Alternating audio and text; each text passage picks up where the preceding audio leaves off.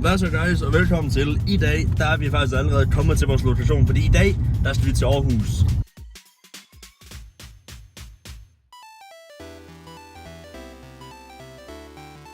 Så, jeg håber I vil følge med på det denne gang.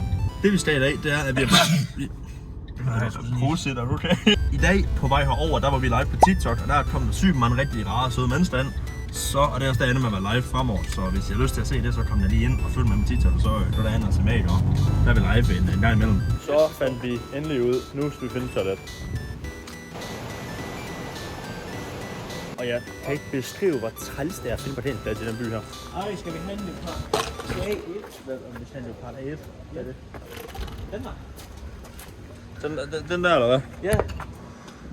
Kan vi, altså det. Der står, salgen er hverdags luksus, alt det du ønsker under et tag. Nej, prøv at lige at taste lige lidt caféen, ikke? Altså, jeg er ikke pænt til nogle af dem, men det er stadig fancy, I guess.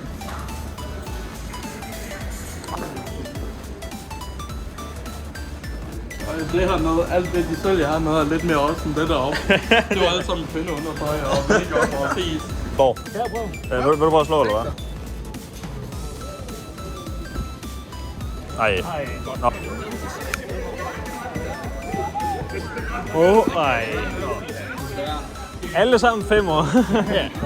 Ej, det må næsten tælle for et eller andet, jo. Så, vi tjekker normalt ud, og ser om de har noget i forhold til det, vi plejer herovre i Viborg. For at compare det.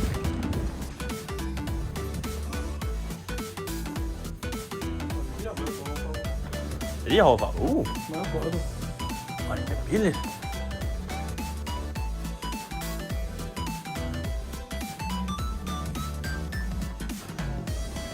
Det er en cocktail og sådan noget vand, eller hvad? Ja. Du gør det? Hvad siger du til en cocktail og en vær og sådan noget drikke, noget vand? Hvad er det? Ja. Fuck, der er lidt op, men er du sindssygt. Jeg kan da godt huske sidste gang, jeg var i København. Hvis jeg skulle se toppen af bygningerne, så skulle jeg stå. Ja, så er det nok 50% større. Der var en, der sagde, at på 10 så du skulle tilst. Så det er den alle sted, vi står. Se, det ved jeg med. Faktisk lige gange. Jeg vidste ikke engang en tilst fandtes. Så skal vi til Grenaa først. Vi skal til næste gang, vi gør det her godt, så tager vi altså til Grenaa, og så efter tager vi til Tilst. Ja. Okay, Jeg har sådan set ikke filmet det, hvis jeg står der. det er fedt. Jamen, det er fantastisk. Nå. Velkommen til, guys. I dag, der står vi her i rigtig fint Aalborg, hvor vi... Elias, så skal Elias lave den intro. Ja. Nej, det ved jeg ikke, hvad det er. Det får du bare lov til. Kom så, jeg har et godt klip af jer begge, tror jeg. Nej. Jeg har da det godt. Nu skal vi videre til næste lokation, hvilket bliver... Bam, bam, bam. No! Okay. Hvad siger du for noget at spise? Ja. Nu, så skal vi lige ud og have lige en lille snack. Bare fordi vi er lidt småsule især. Og hvis I kan gætte, hvor det er, vi ender med at tage hen, så smid lige en kommentar, hvor I tror, vi tager hen.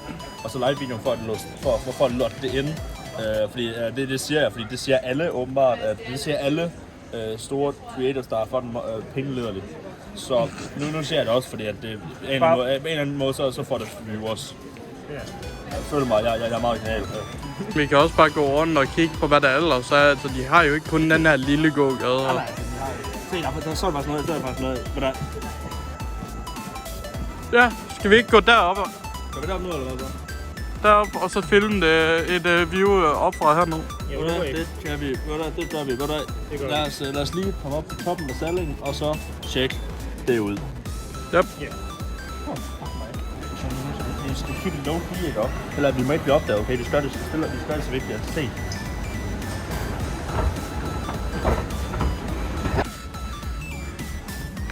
Hold. Nå, det er sgu hyggeligt deroppe. Altså, du er allerede over. Kom nu, Niklas. Niklas, kom nu. Smil til kameraet. Ja, jeg står her nu. Ja, som I alle sammen kan se, så er han jo ikke kommet herud ordentligt. Vi skal jo herud og stå. Kom nu, join os. Niklas, kom nu og join os. Nyd udsigten med os. Altså, jeg indrømmer gerne, jeg er sgu da ekstremt højdeskræk også, og jeg er fucking nøje for at stå derude. Men det er jo en oplevelse. Hvad skal du have for at stå derude? 20.000 kroner. Nå, vi står herude. Jeg drar ikke helt ned, fordi jeg tør ikke. Jeg har haft meget højt betalt i. Men, ja, vi lige bare få et view af det.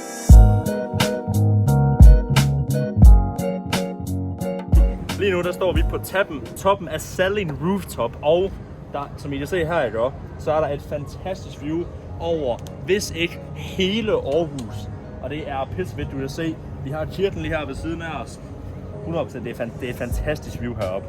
Og selvom jeg ikke tør at stå herude ved venden, ikke, så synes jeg stadigvæk, at det her, ikke, det er pissefedt. Og hvis du ikke har været i Aarhus før, ikke, så kan det helt klart anbefales, fordi det her, det er fantastisk. Det er fordi, det er nørdehue. Det er lige der. Epic Panda. Lige her. Så. Lad os se, om Christian er hernede.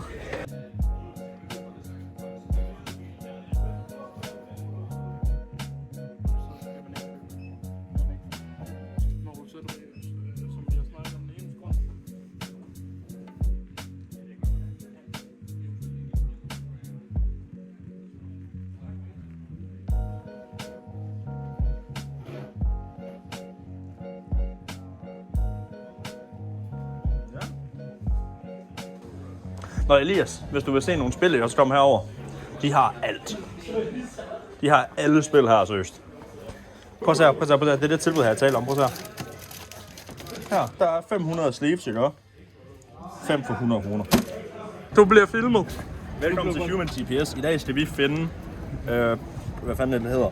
Vi skal finde Bro Burger, og der kan jeg selvfølgelig vejen, for jeg var her for 3 uger siden. En gang. Der kan vejen. Følg med. Er pølsevognen også åben? Og hvad står der priser til? Vision change. Vi tager en pølsevogn, fordi at, det smager godt. Hej. Vi er lige om at få noget mad her ved... vi står her ved børnenes kontor og får noget mad. Så det rater vi fra 1 til 5.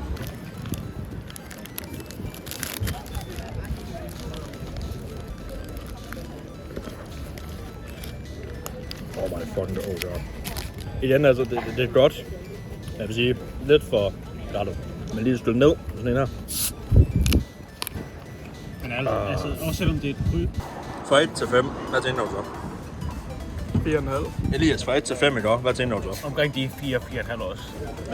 Jeg siger det 5 heller ikke til, men det her, ikke? Der er noget, man sådan skulle have sådan nogle små kniv og gafler, og så en lille plastiksalat. Yeah. Papsalat. Ja. Udover det... Så det er i hvert fald ikke en, du bare vil kunne have købt, og så bare fortsættet med at gå, imens du... Nej, så bliver du sgu... Så taber du over halvdelen af det på jorden. Mm. Vi er færdige med at spise, så vi vil smutte længere ned nu, bare for at få set lidt mere af byen, fordi at når vi her, så skal vi da gøre det, så let's go. Vi skal have fundet noget at købe som en souvenir, fordi vi har været herinde i Aarhus. Og jeg overvejede, om det skal være en hat. Måske. Skal jeg have en hat? Skal jeg have den? Skal vi? Altså jeg fik mønten sidste gang, så kan hatten være din. Ser det godt ud? Nej. Nej. Nå. Så skal du have en anden i. Prøve at tage... Jeg er faktisk blandt for idéer. Se, klokken er blevet Bowling. Ja, det er en bowling. Kom lige ud på. Vi ses over, når vi kommer over til Bowling Fun.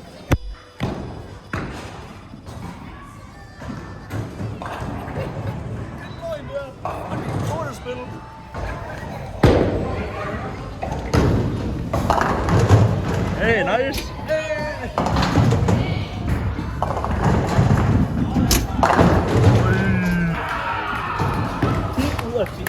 10 ud af 10. Du får godt skyde en ægler så. 10 ud af 10, seriøst. Hvad er det her for pis?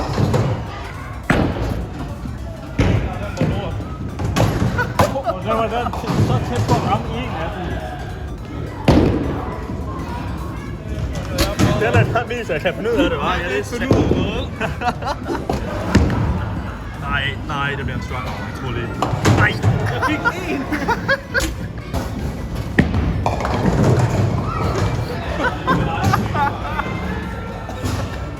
Hej, Elias.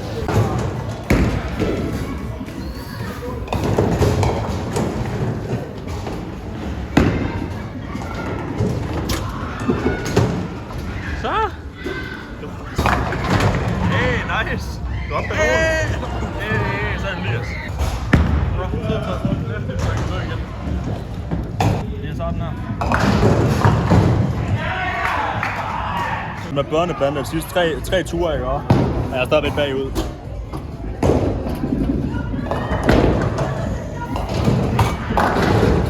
I'll take it. I'll take it.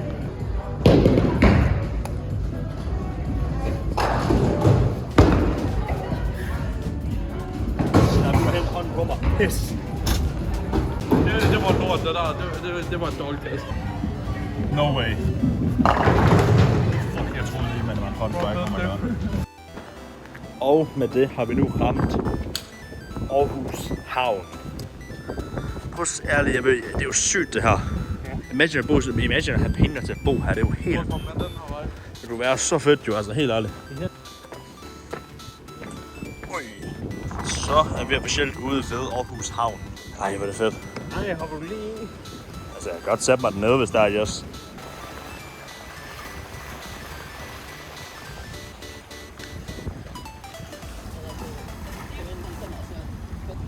Jeg kan sige det her igen. Jeg laver parkour til daglig, jeg ved hvad jeg laver. Ikke gør det derhjemme, det er fucking dumt. Jeg er så god til parkour. Whoops! Hvordan var det nu? Så som en sten ned i nakken. Wow. Niklas, dit kamera kan fucking zoome meget ind. I know. Jeg kan næsten se dem deroppe. Den her kasse. Jeg står stadig, hvis jeg ikke ender med at bo i Grenaa, ikke? Så skal jeg bo i det præcis det område her, og så er lige med, hvad det koster.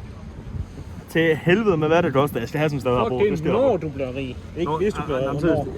Nej, det er ikke det. Det var, hvis jeg flytter til Grenaa. Så skal jeg bo her, for det passer med til, hvor jeg gerne vil bo. Det er faktisk også et virkelig fint sted at bo. Det er altså lækkert. Ja. Jeg har fået en ejendomsmaler, og så skal jeg bare høre, ikke også? Så skal der fandme nok komme ind hjemme på den konto, det kan jeg godt sige. Så kommer det. Eller også bliver det her til noget. Bare vent. Det kommer. Ej, det her, ikke også? Det bliver altså... Det kunne jeg altså godt vende mig til. Ja. Men lad os lige få vist lidt mere havn, lige på de her bybåd til at fortælle det.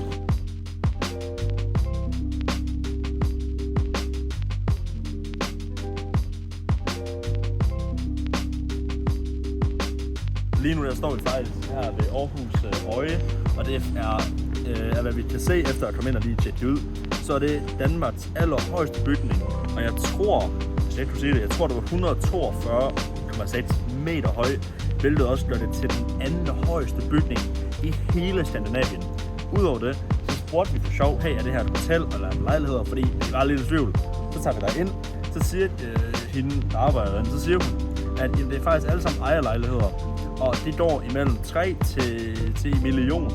Og udover det, så kan vi også hører vi også hurtigt, der var en, der har købt en hel etage for 40 millioner kroner.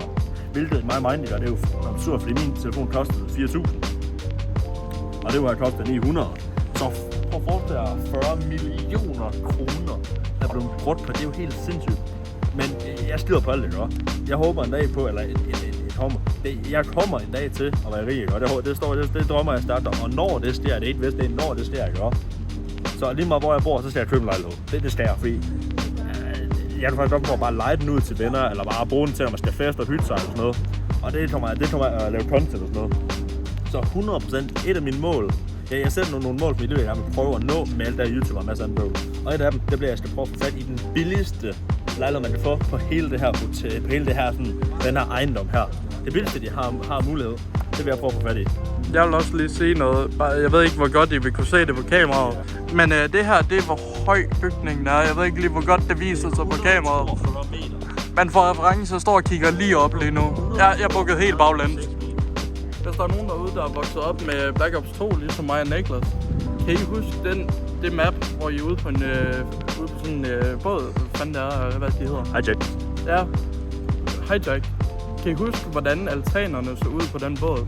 Det er næsten lige præcis samme måde, altanerne ser ud her. Nej, det var altså ikke nok. Det er faktisk den rigtigt. Og den båd skal forestille at være ude i sådan fremtiden. Ja, 2025. Nej, det var Newtown, der var det. Jeg mener, den var i 42 eller et eller andet. Nå, det siger du. Vi er lige cirka 18 år foran. Hvilket, det er jo også noget sjovt fra Black Ops 2. Der sagde de Newtown, mappet, det var 2025, men vi er i 2025 nu. Og sidst jeg blev tjekket, så vi ikke blevet nuket endnu. Ja. Men ja, så nu må vi hellere gå videre, inden mig og drengene vi ender med at blive lidt for obsessed med det sted her. Fordi jeg ved ikke med Daniel, og jeg ved ikke med Elias, men jeg vil søge der til mig egen bolig, og jeg tænkte da også, at de drenge her, det er jo tænkt sig det på et tidspunkt. Når vi bliver rige, ikke? Så får vi hver især vores egen etage. Så får vi hver vores. Lige rigtigt. Jeg skulle næsten til at se, hvorfor ikke bare købe en hel etage sammen. Altså. Fordi det vil da være meget for at have en hver. Fordi det er jo stadig en god lejlighed. Det var også 40 meter hel etage. Ja, og det var den så en etage, der måske var på den der ende der, i stedet for den anden der. Ja. Der måske på den. Men ja, så ja. Hvis vi også bare, i stedet for at få en hel etage, hvorfor ikke bare bo på den samme etage? Det vil jeg Jeg tænker, lejlighederne, de er rigtig gode. Se, det vil jeg jo meget, eller? Så tænker jeg, det er rimelig fedt. Ja. Men nu er klokken ved at være, hvor er klokken cirka? Klokken er ved at være, den er tæt på at være 4:30 om aftenen. Så hvad siger I guys til, at vi går ud og vi får fat i noget mad? Noget mad? Fordi at vi er nogle store drenge, og vi skal have noget at spise, fordi at vi ellers skal vi ikke komme med noget af det video her. Men lad os tage noget mad, og så ses vi derovre, når vi kommer til. Vi skal have den der. Vi skal have 3 af dem. Ja tak. Lige på kortet. Ja tak. Og guys, nu er vi kommet over. Vi skal have noget mad i går. Og for det, der tager vi at se. Vi skal bare bestille det her, eller hvad, se hvad de har, hvis vi gør det. Jeg vil helst ikke se fed ud på video. Ja? Jeg vil helst ikke se fed ud.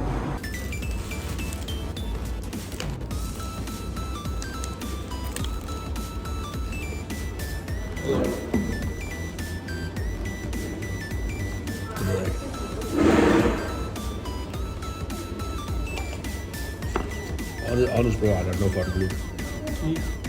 Honestly, I don't know blue. Fik I bonus? Ja. Vi fik bonus chicken. Men det var fordi du bestilte spicy. Hvor?